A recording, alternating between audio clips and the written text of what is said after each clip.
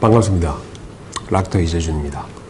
오늘은 외래에서 제가 가장 흔하게 보는 질환 중에 하나인 다낭성 난소 증후군에 대해서 말씀드리겠습니다. 그 다낭성 난소 증후군이라는 게 뭐냐면, 우리가 난소에서 호르몬이 나오지만 사실은 이 난소에서 호르몬이 나오기 위해서는 뇌내 안쪽에 있는 시상하부에서 호르몬이 나오고, 그 호르몬을 받아서 뇌하수체에서 여러 가지 호르몬이 분비가 되고, 그것이 난소를 자극을 해서 거기에서 여성 호르몬이 나오게 됩니다. 그래서 시상하부, 뇌하수체, 난소, 이 과정에 흐르는 호르몬의 어떤 축이 어떤 문제가 생겨서 여자분인데도 불구하고 안드로젠이라는 남성 호르몬의 증가 때문에 여러 가지 증상들이 나타나는 상황을 우리가 다낭성 난소 증후군이라고 진단을 합니다.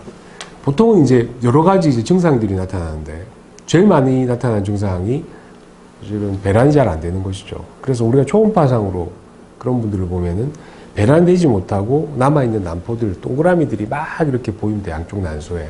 그래서 그런 어떤 그 포도송이 같은 어떤 난소의 모습, 그런 것들이 배란이 안 된다는 증거죠.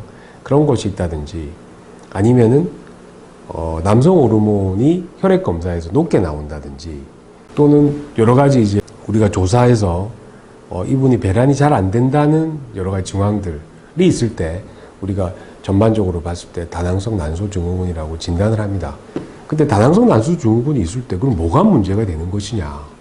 사실은 다낭성 난소 증후군은 우리가 호르몬상의 어떤 문제이기 때문에 단순히 배란이 안 되고 월경이 불규칙해진다, 월경이 잘 안 나온다, 그랬을 경우에는 사실 배란을 시켜주거나 또는 정상적인 생리가 나오도록 생리 유도를 우리가 해서 매번 매달 이렇게 생리를 나오도록 해주는 게 중요하고, 물론 이제 배란이 문제가 되거나 생리가 불규칙해지시면 당연히 불임과 연관이 되겠죠. 그래서 불임이 되시는 환자분들이 많기 때문에 임신을 원하시는 가임기 여성들 같은 경우에는 일단은 배란 유도를 통해서 임신을 만들어주는 게 가장 중요하고, 그 다음에 뭐 나타난 여러 가지 뭐 이렇게 몸에 털이 난다든지, 그건 남성 호르몬 때문에 그렇습니다.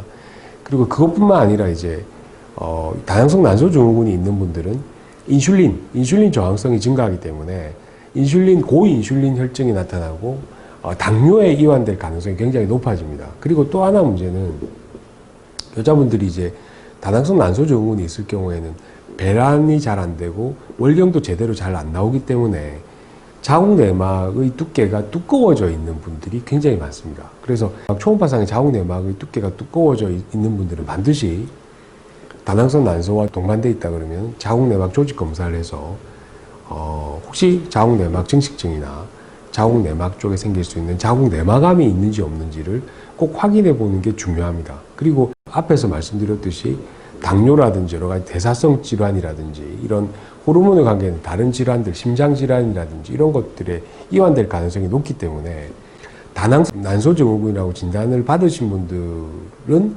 주기적으로 산부인과에 오셔서 만약에 불임을 해결하겠다 그러면은 배란 유도를 해서 빨리 아기를 가지시는 게 중요하고, 그 차후에도 아기를 놓고 난 이후에도 주기적으로 이렇게 관찰해서 다른 어떤 대사성 질환과 연관이 되는지 안 되는지, 자궁 내막이 문제가 있는지 없는지, 그리고 당뇨라든지 심혈관계의 어떤 계통에 다른 문제가 생기지 않는지, 그런 것들도 꾸준하게 주기적으로 관찰해 주시는 게 사실 핵심 포인트라고 말씀드릴 수 있습니다.